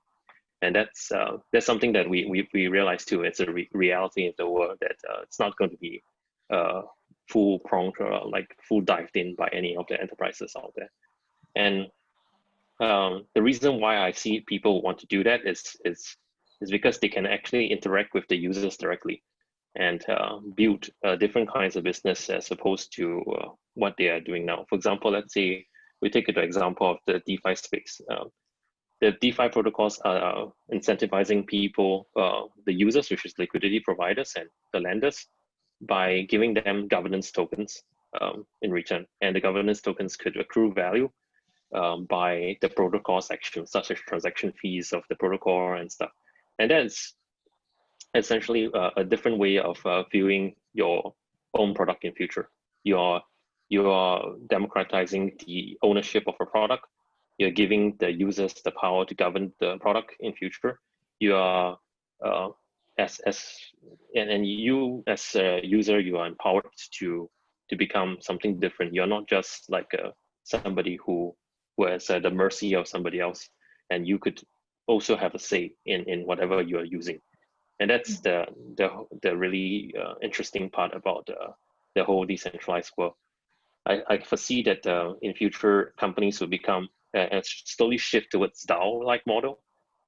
Even though DAO took a long time, and that's always the whole whole problems of DAOs not working in 2016 and stuff, but I still see it as the eventual end goal. And you have revenue generating DAOs governing the revenues models of the future. And you would have more interesting companies and protocols springing up on not just one blockchain. There could be multiple different blockchains and everyone interoperate with each other and have a very liquid kind of exchange among each other. So are you saying that interoperability is going to be the name of the game of our industry in the next few years? Yeah, for sure. It's not just interoperability with other public chains, it's also interoperability with private chains. It's essentially it's the same as the concept as the reality, right? When you as a small nation, for example, Singapore cannot live without actually trading with somebody else. We cannot live on our own. As a public chain, if you are based in a certain region, you definitely need to do trades with somebody else, and that's where the interoperability thing is crucial for any chains to survive. All right, thank you, Hanwon. We are going to go back to that. I currently have a question, and I'm going to switch it up. I'm going directly to Charles. You mentioned earlier that there are different blockchains for different use cases, and there are differences of needs from the technology perspective and differences of use case. Can you mention in more examples? And be warned, the audience is some are technical, some are not. So from an executive level, can you give some examples of use cases and how, like, use cases and what blockchain to choose for that certain use case? And it could be very generic. You don't have to mention any. You can mention customers if you'd like, but if you don't want to, it's okay. Go ahead, Charles. One of the biggest use cases. Oh, I think you're on mute. Okay, go ahead. One of the biggest. You were rubber banding earlier. Yeah, go ahead. Try again. One of the biggest use cases today on blockchain for enterprise is what we call the global trade. Everything related to trade finance, financing the trade in general. You've got two main examples here, which are global success. One of them is Congo. Congo is a blockchain platform helping the oil traders to get financing and manage all the shipping aspect of their global trade of oil. Another interesting platform also for trade finance is called Covantis. Covantis is also built on Ethereum. It brings together about 70% of the global trade of agricultural commodities such as sugar, coffee, soybeans, and all the trade moved to a blockchain-based platform where the financing is much more quicker, and all the management of the paperwork around goods inspection and goods shipping get done on a platform shared by all the stakeholders. So that's number one, trade finance. Another big use case is everything related to the capital market. So when you look at the issuance of funds, if you look at the trading of securities, if they are tokenized, or maybe the post-trading clearing and settlement, that's where there is a lot of different actors to coordinate between the custodian, between the buyer, the seller, and the financier. So that's another strong use case for blockchain. Where we see the technology moving fast now is all around the use cases of payment. CBDCs are one example, and it's a very hot topic, especially here in Asia, and Consensus is at the forefront, building actively for government CBDC initiative. So CBDCs and payment is a use case also to accelerate or maybe disintermediate the payments between suppliers and buyers, for example. And then you can go a little bit deeper with DeFi. You mentioned DeFi. DeFi is a very interesting experimentation phase within our ecosystem. Most of it is happening today on Ethereum, and that brings a lot of new innovation and new people building on top of that. Maybe coming back to your point, which technology would be best for which use case? I think it's important to start from the use case, and then it's important to look at how much of an effort it will be for the partners which will be trading around this blockchain platform to connect to your platform. And that's where we're going to see multiple blockchain, but there will be like mainstream blockchain, which will be used very widely. And Ethereum is a very strong candidate for that. So you don't want to have one blockchain for each use case. This is not going to work this way. The same way you don't have a mobile phone for chatting and another mobile phone for pictures and another mobile phone for maybe emails. Everything is into one. So you will have different families of blockchain, most probably, but the market will naturally adopt the blockchains which are ready for the most use case possible, with a big competition within the service providers and the abundance of tools to develop and implement this blockchain. So that's where the specification of a technology is not so important, but the ecosystem around the technology is very important, because it means you get suddenly, if you are building on Ethereum, you are building with 350,000 other developers which have already open sourced some code, or they have already built a platform for a bank, or maybe some others have already built a platform for an exchange or a government. And suddenly everyone works, create a bigger cake, because we can all benefit from working on the same platform. Thank you, Charles. That's an interesting topic. Now we'll revert to that. I see some differences of opinion as well in the chat. I would like to remind the audience that if you want to ask a question, you can ask directly through our question and answer system, not just in the chat. So please do formally ask to the audience and speaking to the audience. I'm going to skip over to basically to Isabel, actually. Isabel, you mentioned how you are actually serving fintech and your financial technology ecosystem is on a proprietary blockchain infrastructure. Can you mention some like clear use cases that you've done in the past and how they've actually added value to your, well, either to the fintech firms you service or to their customers? Go ahead. Yeah, sure. Happy to share about the experiences in the region as well. So first of all, back in Singapore, we have the Singapore Central Bank's Project Ubin, where we were involved in. And regarding that, it was whereby we were connected to the Ubin payment, such that every transaction on the Stacks blockchain could be served by an instant payment that runs through the central bank. And, let's say an extension of that is, let's say if Indonesia has such a system, then we will hope to be able to connect to. And I guess for that particular case, it shows that the power of blockchain in business, that even the government MES is investigating into blockchain. And there's an official Project Ubin report, which I'm also happy to show with you, involving our blockchain details. So besides that, let's say in Hong Kong, there is a private bank that is, asking about structured products and how can we actually increase the efficiencies for that, because, it has so many very short window of time frames. It's, they have limited capacity to service the clients according to the deadlines, and what can they do, So what we did was to be able to use blockchain as a manner such that these processes don't have to be linear, sequential. They can rather be, done concurrently at the same time. So this increases their client servicing capacity, as well as, reducing the man hours that they actually have to spend on. And along with, I guess, structured products as well as asset management, they're also looking at, NAV and how can they see NAV in more real-time situations. So that is where we came up with this, NAV module, whereby they can actually see the NAV in real time so that they can help with their position balances. So, I'm happy to share more. Yeah. Go ahead. Great. So, similarly.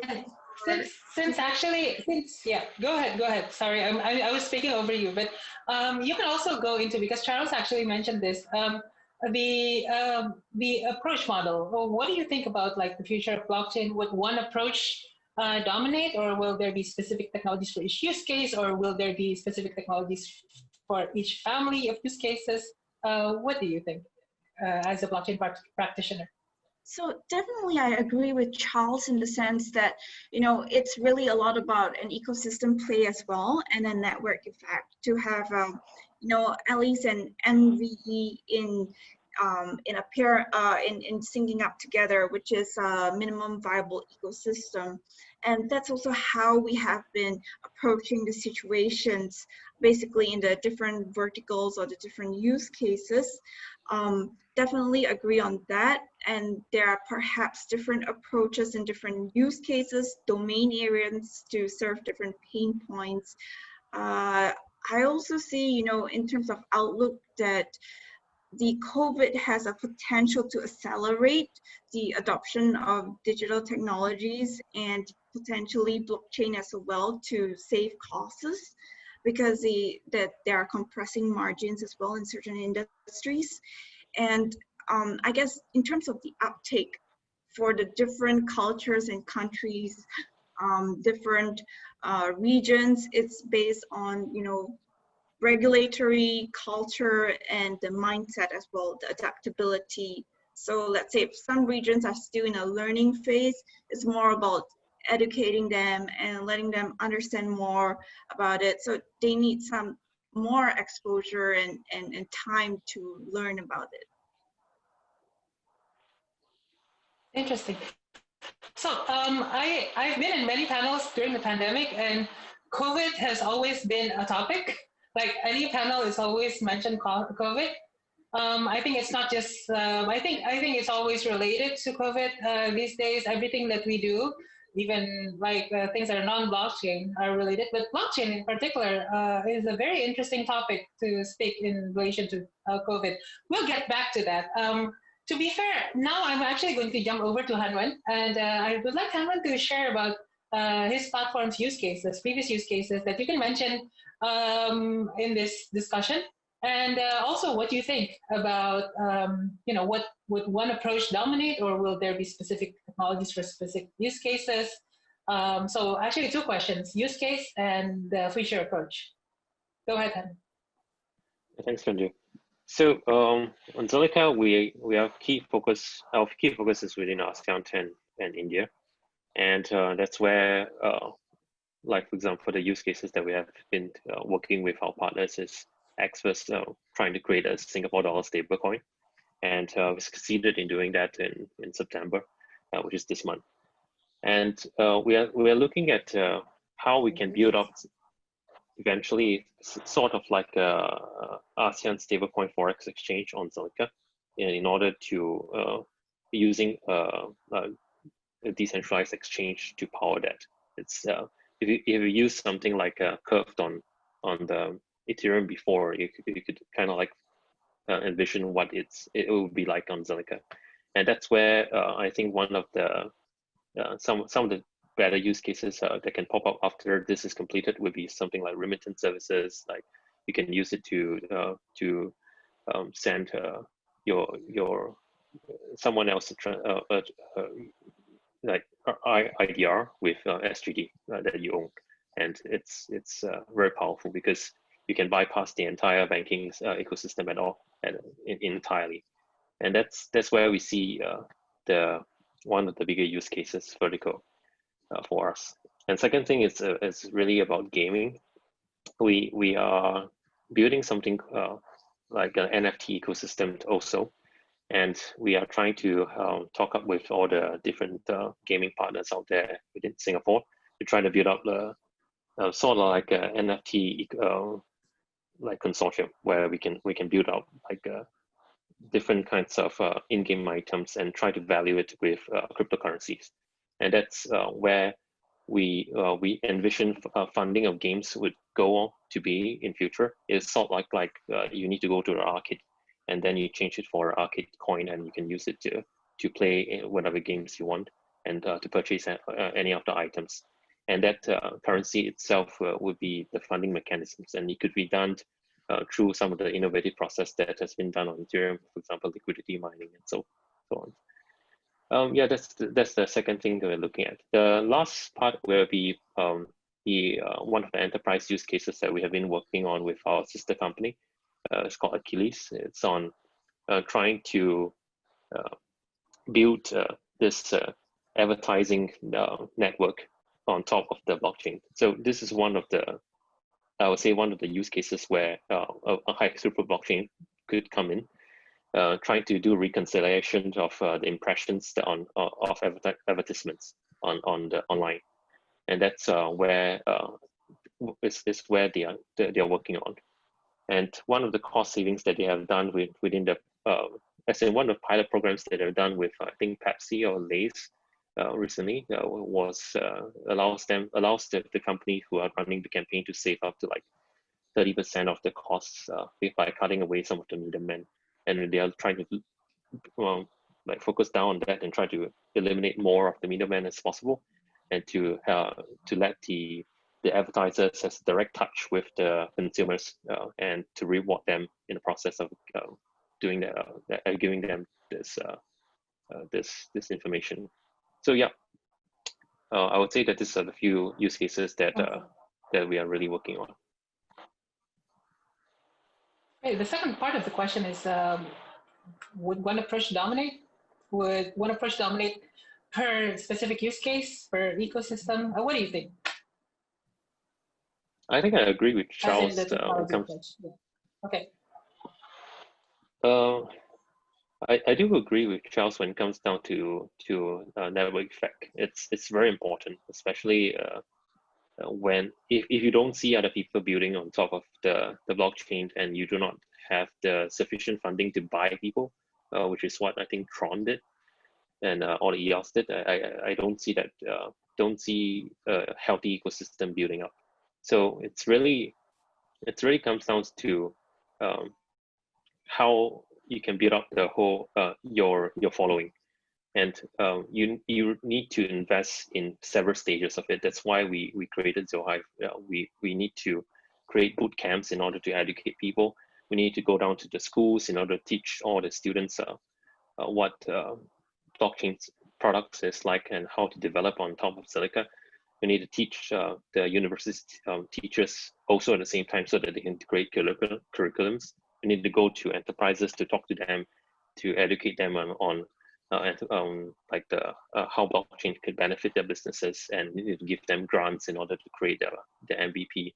And in the end, you also need to have a sufficiently large investment fund in order to fund all the startups that's popping up in your ecosystem. So those are the things that you need to invest in, and there's a lot to do to be honest, in order to create this network effect to sustain your ecosystem. And so I wouldn't say that there will be many players like thousands of different blockchains out there with different use cases. There will be a few players, and I feel it's more of a regional play. It's more of like whether you have the outreach in this region, whether you have the funds that's deployed properly in this region, that you can have sufficient network effect that you can drive and dominate this region. And that's where I see the play would be like. And I would say that the blockchains will be probably distributed in terms of their demographics, and they'll be trading against each other. And that's where the interoperability part comes into play, similar to how Nations works. Okay, so this is interesting because we have several questions here that are effectively asking you guys the same thing. I'm actually just going to read this out. Will you integrate, or have you integrated with other crypto or blockchain ecosystem besides your own, for other countries, for example, or have any of you ever done that? And can you share some takeaways? That's the question from the audience. That's not from me. I'm going to randomly choose, maybe starting with Charles. Do you have any experience or something that, well, of course, you can publicly share? Sure. I think at consensus, Ethereum will be a mainstream and multi-use blockchain, but we have also built over the years a lot of relationship and projects with other blockchains or other decentralized systems. One of the public relationship we have, which we are growing right now, if you follow closely, we launched a few weeks ago a global hackathon and bootcamp to integrate Ethereum together with IPFS. So IPFS is a distributed data storage blockchain.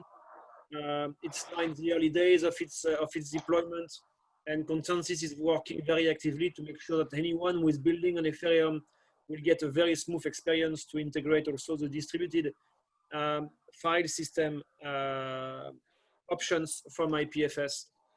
So that's an example where we are building together and connecting together. Another product of Consensus is called Truffle. Truffle is originally a Solidity kind of programming software to help the developers to write and edit their smart contract and works on Solidity. But today, Truffle is open to some other chains. So by using Truffle, you can also write smart contract and build on Tezos. You can also write smart contract and build on Corda. So you see some of the product of Consensus being more and more open to some other complementary chains, which have different propositions from us, which have an existing ecosystem, and which we are always happy to create bridge when they are meaningful. So the same way the internet 20 years ago started with a patchwork of different intranets. Everyone was adding intranet at the time, and I think the way the blockchain industry is making progress is following a very similar pattern to this growth of the internet. It starts with different blockchain technologies, and eventually all these blockchain get interconnected and create this new generation as a third, number 3 generation of internet, which we call Web3. It's not going to be made of thousands of technologies, but you will probably see like some mainstream technologies, and each technology, should it be Zilliqa, Ethereum, or many others, will find their own niche, and their specification will be probably focusing on those niches. Maybe some application will need very high TPS, some others will need very high or very complex value of transactions, and everyone will find his space. But don't imagine there will be hundreds of blockchain. The market will not be able to handle that. It's probably a safe bet to think there will be like 5, maybe 10 blockchains surviving. And Ethereum is, we believe, an extremely strong candidate for that. And the other will merge or find some other space for them. Yeah, so consolidation, merging, and survival, basically. Exactly. I would like to actually pose the same question, and this is a good question from the audience. I wish I knew who asked this. This is anonymous, by the way. So what do you think? What do you think, Hanwen? Have you integrated with other crypto players in the crypto or blockchain ecosystem, and can you share your experience? Go ahead. Yeah, we have we are bridging our assets over to Ethereum space, because that's where the majority of liquidity is at. That's the reality right now, that Ethereum still is one of the most liquid platforms when it comes down to assets. And we are also working to bridge our platform together with Cosmos. And that's where we are working with players like, for example, Torchain, for example, Switcho, which are Cosmos-based Tendermint chains, and we're trying to build this liquidity bridge over also at the same time. So yeah, that's we think that working with different chains it's definitely a thing that we need to do.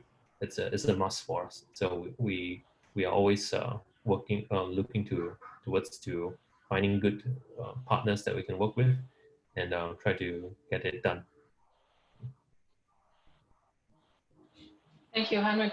I'm going to pose a slightly different question to Isabel. Can you share about your experiences in integrating technologies, not just blockchain, but like multiple technologies into your blockchain, existing technologies into your blockchain? And can you share your experience, and maybe if you can share use cases, that would be fine as well. Go ahead, Isabel. Yes, sure. So we've showcased. Hello. Hi, are you able to hear me? Right. Yes, Okay. now we can. Go ahead. So actually, we were able to showcase that we interoperability with JP Morgan's Quorum at a time. So now I guess it's under consensus. So when we were in the project Dubin, we were able to showcase that interoperability, which means that the digital assets can actually be portable. And because normally each technology company traditionally had their own closed system, so that was a milestone advancement at that time.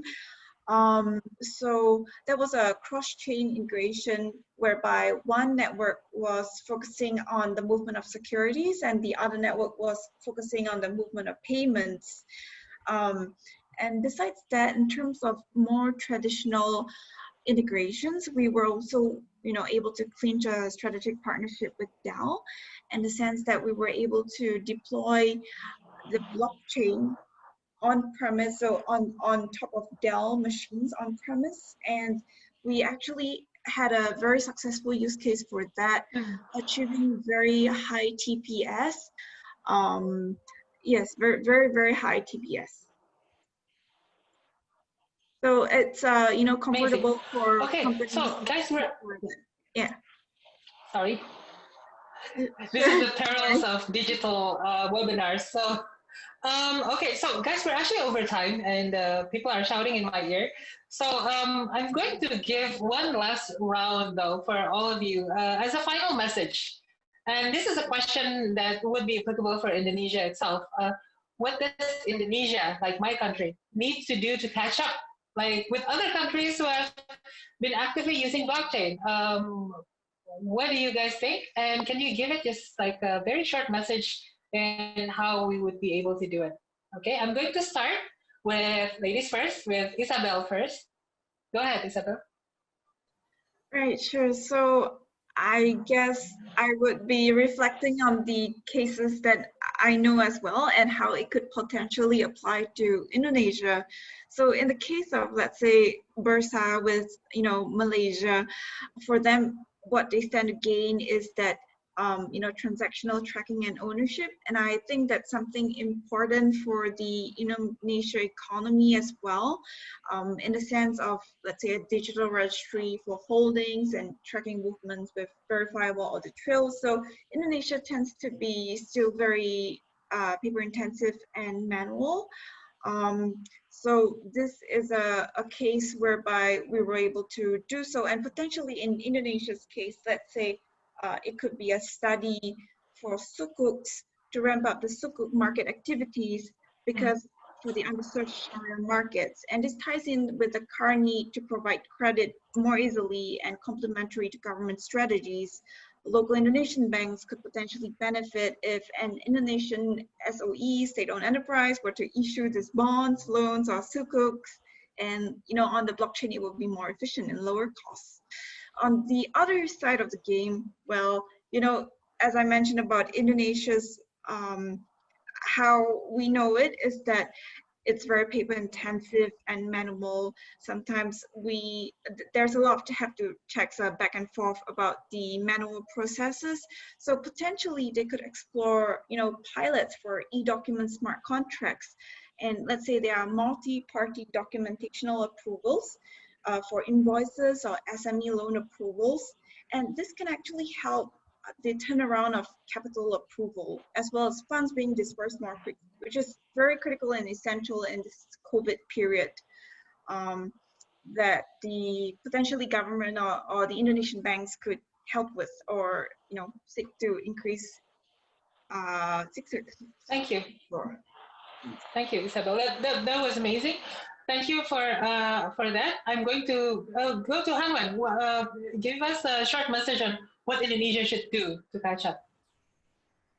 I will be honest, right? I would say that relax on the regulation part because if I'm not wrong, on the Indonesia side, you cannot accept cryptocurrencies as payment for any goods and services, and that is a hindrance, I would say, to adoption because that applies also to Indonesia stablecoin, if I'm not wrong. So IDR, TAE, and any kind of IDR stablecoins.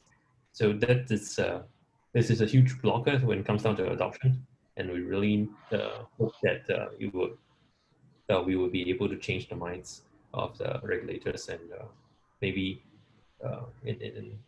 if that changes, I would see a huge boom coming up in Indonesia, especially with so many developers within Indonesia that's eager to build any kinds of decentralized applications on top of blockchains. Okay, next session, by the way, for the audience listening, we will explore the blockchain policies and its institutions. So if you want to stick around for that, that's actually going to be the topic for the next session. But good point.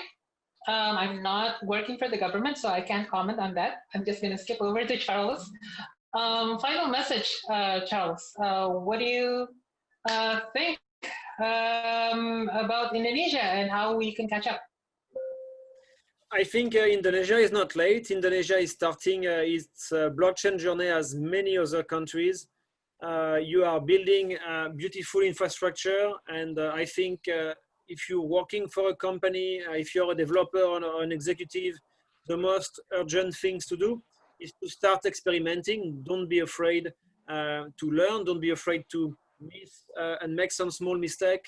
In other words, start the learning curve, and don't be afraid of blockchain. Eventually, blockchain will be totally invisible to the users.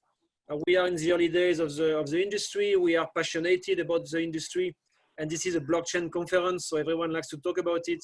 But our common objective should be to make sure that everyone can use blockchain without knowing it, so that because the product is so well defined, the user experience is so refined, that it becomes totally invisible.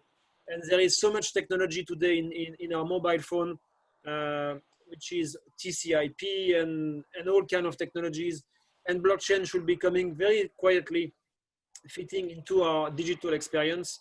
So welcome Indonesia to the University of Blockchain. Everyone is learning. Be in touch with some service providers in Indonesia. Blocksphere is one of them. There is many others, and they will help you with your journey. Build for yourself an advantage by starting the learning early. Voila. Thank you. Thank you, Charles. And I would like to thank all of my panelists. We are actually over time, but it was a very insightful discussion. We talked everything about the future outlook of using blockchain to actually how the ecosystem is going to be looking in 3 to 5 years. So we actually have a very satisfied audience out there. Thank you, everyone. Thank you, Hanwen. Thank you, Isabel. And thank you, Charles, for joining us. I am actually going to be continuing with blockchain policies and its related institutions, and I'm going to give this back to the committee. So I would like to say goodbye, and I would like to give you a round of applause, even though I'm alone in my room. Thank you so much. So everyone will give this applause as well. Thank you. Thank you. Bye. Thank you. Thanks, Pandu, so much.